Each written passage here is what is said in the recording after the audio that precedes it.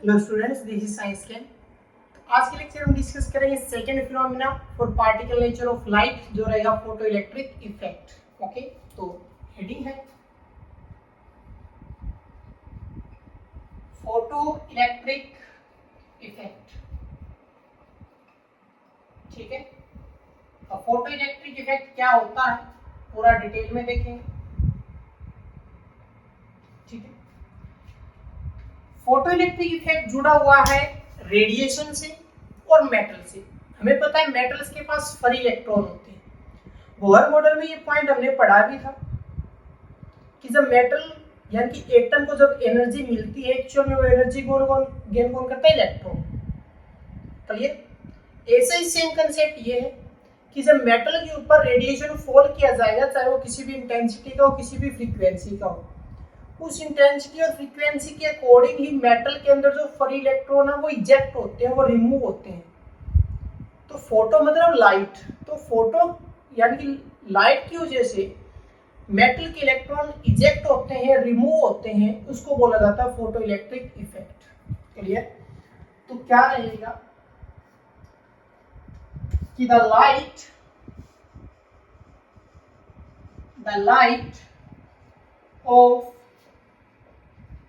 minimum frequency fall on the light of minimum frequency fall on the metal surface, it eject the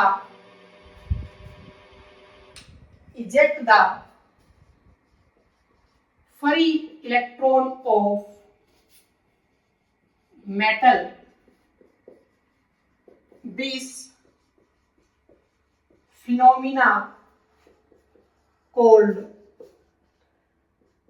photo electric effect. इसको क्या बोला जाता है? Photo electric effect कहा जाता है। ध्यान से देख लेना, the light of minimum frequency, यानी कि इलेक्ट्रॉन को बाहर निकालने के लिए जो फ्रीक्वेंसी यूज किया जाना वो मिनिमम से मिनिमम है, कि बस इलेक्ट्रॉन को हमें रिमूव करना है, इससे ज्यादा कुछ नहीं। तो जो मिनिमम फ्रीक्वेंसी यूज हो रहा है और उस मिनिमम फ्रीक्वेंसी का जो लाइट जो रेडिएशन है वो फॉल हो रहा है मेटल सरफेस के, जिसकी वजह से मेटल का फ्री इलेक्ट्रॉन निकला, तो इस फिनोमिना को क्या बोला जाता है? Photo electric effect. यानी कि अगर शो करना पड़े तो हम कैसे करेंगे कि ये हमने कोई मेटल सरफेस ले लिया, ठीक है, जैसे मैं यहां साइड में बनाता हूं, हमने एक मेटल सरफेस लिया। अब इस मेटल सरफेस में क्या फ्री इलेक्ट्रॉन्स है, कुछ मैंने फ्री इलेक्ट्रॉन शो कर दिए। एक रेडिएशन आ रहा है मिनिमम फ्रीक्वेंसी का, एक एनर्जी आ रही है रेडिएशन की फॉर्म में। अभी मेटल सरफेस पे आएगी, इलेक्ट्रॉन गेन करेगा इस एनर्जी को, और वो इलेक्ट्रॉन क्या हो जाएगा? रिमूव हो जाएगा। तो जो इलेक्ट्रॉन जा रहा है ये है इजेक्टेड इलेक्ट्रॉन, जो इलेक्ट्रॉन बाहर गया है, यानी कि ये क्या है? रेडिएशन हुआ। ये है इजेक्टेड इलेक्ट्रॉन। अभी लाइट की वजह से हुआ तो इसको बोला जाएगा फोटो इलेक्ट्रॉन। क्या बोला जाएगा? Photo electron. ये हो गया मेटल और ये हो गए उसके फ्री इलेक्ट्रॉन। क्लियर? सभी चीजें हो गई। तो रेडिएशन। अब हमने यहाँ पे लिख दिया कि मिनिमम फ्रीक्वेंसी चाहिए, लेकिन मिनिमम फ्रीक्वेंसी कितनी? तो ध्यान रखना कि यहाँ पर जो मिनिमम फ्रीक्वेंसी है वो होगी न्यू नोट। मिनिमम फ्रीक्वेंसी क्या होगी? New naught. तो ये आने वाली लाइट है, इसका जो फ्रीक्वेंसी है यानी कि न्यू इज इक्वल टू क्या है? New note. ठीक है, लाइट लिखो या रेडिएशन। क्लियर? तो ये न्यू नोट हुआ। अब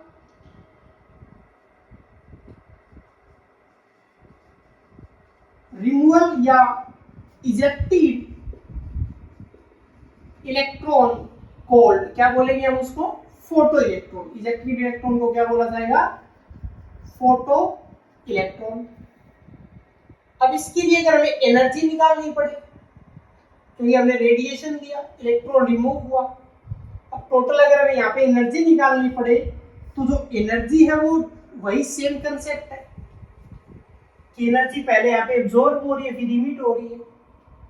इलेक्ट्रॉन ने एनर्जी एब्जॉर्ब किया, ठीक है, अब कितना हुआ तो वही सेम फ्रीक्वेंसी पे डिपेंड करेगा। E directly proportional to nu is equal to h nu.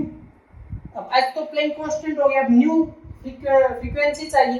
अब फ्रीक्वेंसी है वो कितनी है, मिनिमम ली गई है जो कि क्या है न्यू नोट, तो E इज इक्वल टू क्या हो गया h न्यू नोट। अब यहाँ पे हमें निकालना है एक वर्क फंक्शन।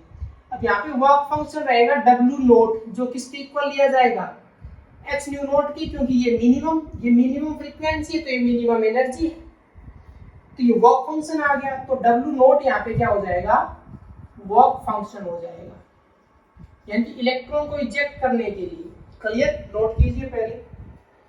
ओके, इलेक्ट्रॉन को इजेक्ट करने के लिए जितनी एनर्जी चाहिए, क्लियर, क्योंकि हमने तो यहाँ पे फ्रीक्वेंसी में बात की है तो कितना तो एनर्जी लगा होगा ना, तो एनर्जी हम किसकी फॉर्म में निकालेंगे h न्यू की फॉर्म में, और मिनिमम फ्रीक्वेंसी कितना लगा न्यू नोट, तो ये टोटल एनर्जी है जो इलेक्ट्रॉन को इजेक्ट करने के लिए यूज की गई। अगर आप भूल जाते हैं तो लिख लेंगे क्या है ये, एनर्जी यूज्ड टू इजेक्ट या रिमूव द इलेक्ट्रॉन। क्लियर, लिख लीजिए। अब ये मिनिमम है, कितना तो चाहिए, यानी कि अगर रेडिएशन का फ्रीक्वेंसी न्यू नोट से कम हो गया तब इलेक्ट्रॉन इजेक्ट होगा ही नहीं। वो सारी चीजें अब हम कवर करेंगे कि आगे क्या होने वाला है।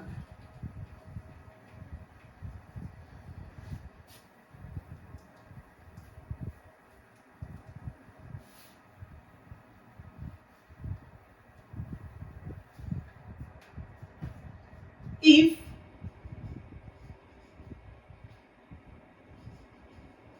frequency of radiation less than nu naught, then no electron be ejected, कोई भी इलेक्ट्रॉन वो बाहर नहीं आएगा। क्लियर, अब यहाँ तो आ गया कि कम होने पर तो कुछ नहीं होगा, लेकिन अगर ज्यादा हो गई तो, अगर फ्रीक्वेंसी बढ़ गई तो क्या होगा, but if frequency is greater than nu naught, अब ज्यादा हुई frequency, it will be used by electron in their motion। अब ज्यादा हो गई तो उसका इलेक्ट्रॉन यूज करेगा मोशन के लिए कि इलेक्ट्रॉन कितनी स्पीड से निकला। देखो इलेक्ट्रॉन निकालने के लिए न्यू नोट चाहिए, लेकिन ज्यादा हुआ तो कितनी स्पीड से हो गया कि इजेक्ट होने के बाद वो किस स्पीड से मूव कर रहा है, यानी कि बात आ गई उसकी काइनेटिक एनर्जी पे। तो use by electron in their motion, motion मतलब काइनेटिक एनर्जी पे बात आ गई। अब तो काइनेटिक एनर्जी अगर मैं पूछूं कि काइनेटिक एनर्जी ऑफ इलेक्ट्रॉन किसके इक्वल है, तो वो क्या आ जाएगा इक्वल टू एक्स्ट्रा एनर्जी। कि फ्रीक्वेंसी अगर एक्स्ट्रा हुई तो एनर्जी भी तो एक्स्ट्रा हुई ना, तो वो एक्स्ट्रा एनर्जी की इक्वल आएगा। भी हम कैसे निकालेंगे, तो जी अब टोटल या जो फ्रीक्वेंसी है वो मान लेते हैं न्यू, जो रिक्वायर्ड है। अच्छा एक चीज और कि जो मिनिमम फ्रीक्वेंसी चाहिए होती है, लिख लेना वहीं पे, कि जो मिनिमम फ्रीक्वेंसी रिक्वायर्ड होती है उसको बोला जाता है थ्रेशोल्ड फ्रीक्वेंसी। क्या बोला जाता है, थ्रेशोल्ड, जो मिनिमम है। तो फ्रीक्वेंसी हमने ले लिया न्यू, या टोटल आप कह सकते हो, न्यू हमने ले लिया, और जो थ्रेशोल्ड फ्रीक्वेंसी था, जो मिनिमम जो रिक्वायर्ड है वो क्या है न्यू नोट। क्योंकि अब हमें एक्स्ट्रा एनर्जी निकालनी है। Clear, okay. तो यहाँ पे जो एक्स्ट्रा फ्रीक्वेंसी हुई वो क्या हो जाएगी न्यू माइनस न्यू नोट।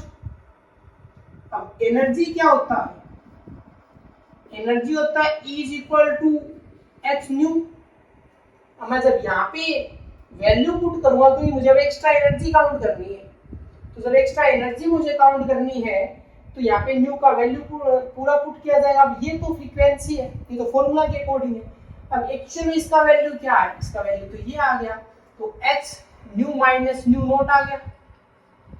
पूरा सोल्व करेंगे तो H nu minus H nu naught आ गया, ये ई आ गया, ये एक्स्ट्रा एनर्जी आ गया। ठीक है, नोट कीजिए, ये एक्स्ट्रा एनर्जी है जो इलेक्ट्रॉन के द्वारा यूज किया जाएगा। रिक्वायर्ड फ्रीक्वेंसी हमने अलग लिख दिया, क्लियर, एक्स्ट्रा एनर्जी। ओके, देखिए आप अलग अलग तरीके से लिख सकते हो, या तो जैसे अब यहाँ पे फ्रीक्वेंसी लिखा, या आप इसको कह सकते हो कि टोटल हो गया, ये थ्रेशोल्ड फ्रीक्वेंसी है, एक्स्ट्रा फ्रीक्वेंसी, या तो ऐसे कर लो या यहाँ से काम और कर लो कि पहला फ्रीक्वेंसी है, ठीक है, तो यहाँ से क्या निकाल लो, पहला एनर्जी निकाल लो एच न्यू, यहाँ से क्या निकाल लो, दूसरा निकाल लो एच न्यू नोट।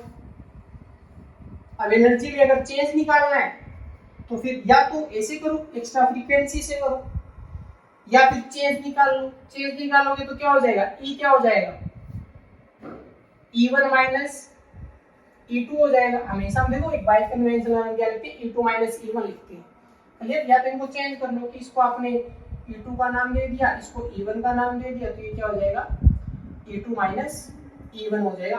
कुल मिला के वही आएगा H nu minus H nu note. या तो ऐसे लिख लो या ऐसे लिख लो, क्लियर, किसी भी तरीके से कर लो। बात ये यानी कि एक्स्ट्रा फ्रीक्वेंसी मैं यहाँ पे पुट कर रहा हूँ new minus nu note, clear. तो ये आ गया। अब ये एनर्जी किसकी इक्वल होगा, काइनेटिक एनर्जी की इक्वल, ठीक है। तो this energy used by electron in their motion, वो अपने मोशन के लिए यूज करेगा। तो अब हम ये आगे सोल्व करते हैं, इसको अपने मोशन के लिए यूज करेगा। तो लास्ट में क्या आ जाएगा, तो टोटल आ गया कि kinetic energy is equal to ये जो हमारा एनर्जी है एक्स्ट्रा, और या मैं सिर्फ डायरेक्ट फॉर्मूला पुट करूं तो मेरे पास क्या है, काइनेटिक एनर्जी क्या आ गया 1/2 mv², ये जितना एक्स्ट्रा उतना ही एनर्जी आएगा काइनेटिक एनर्जी। तो ये क्या हो जाएगा H nu minus H nu note, ठीक है। अब हमारे लिए ये यूजफुल है, तो मैं यहाँ से क्या करता हूँ, एच न्यू को तो मैंने रखा, अब हमें इनमें से तीन में से दो यूज करने वाले हैं, ये नहीं लिखेंगे, अब आगे वाले दो लेके चलेंगे, आगे वाले सिर्फ दो। H nu is equal to 1/2 mv² plus में एच न्यू नोट, तो H nu is equal to, अब देखो इसको हमने क्या बोला था, डब्ल्यू नोट प्लस 1/2 mv², ये है जिसका काइनेटिक एनर्जी, वो तो हमने ऊपर लिख दिया। अब काइनेटिक एनर्जी के साथ हमने एक रिलेशन और दे दिया कि जो एच न्यू है वो 1/2 mv² प्लस डब्ल्यू नोट। अब डब्ल्यू नोट क्या था, वर्क फंक्शन, यानी कि work required for eject the electron, clear. Note कीजिए, कुछ पेंडिंग ना हो, ओके।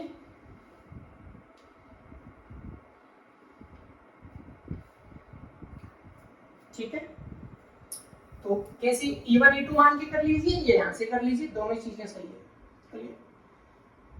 तो ये था फोटो इलेक्ट्रिक इफेक्ट।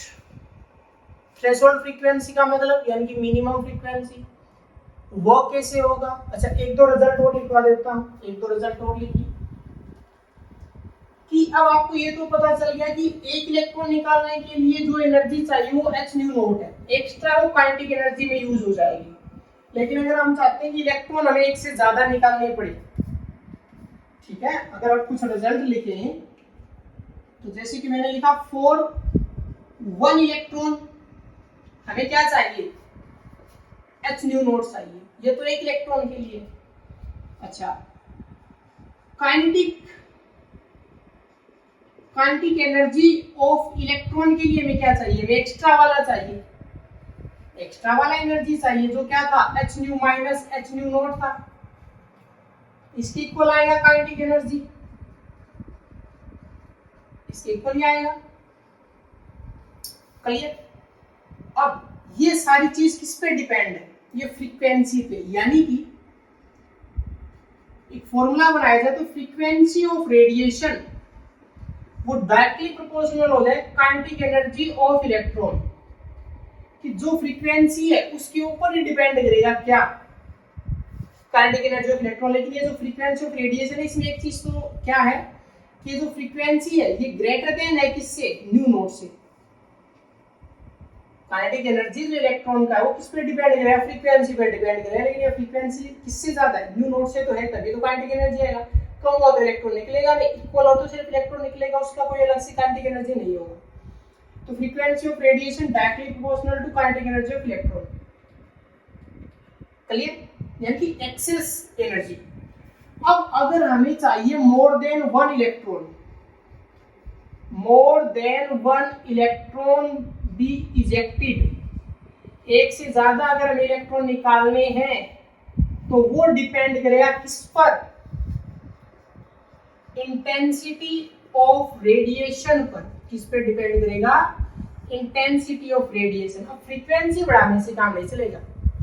अगर आपने इंटेंसिटी नहीं बढ़ाया, यानी कि कुछ सिंपल लैंग्वेज में अगर कहूँ तो आपने अगर अमाउंट नहीं बढ़ाया लाइट का, तो नंबर ऑफ फोटो इलेक्ट्रॉन नहीं बढ़ेंगे। नंबर ऑफ फोटो इलेक्ट्रॉन बढ़ाने हैं तो इंटेंसिटी बढ़ाना पड़ेगा, और काइनेटिक एनर्जी बढ़ानी है तो फ्रीक्वेंसी बढ़ानी पड़ेगी।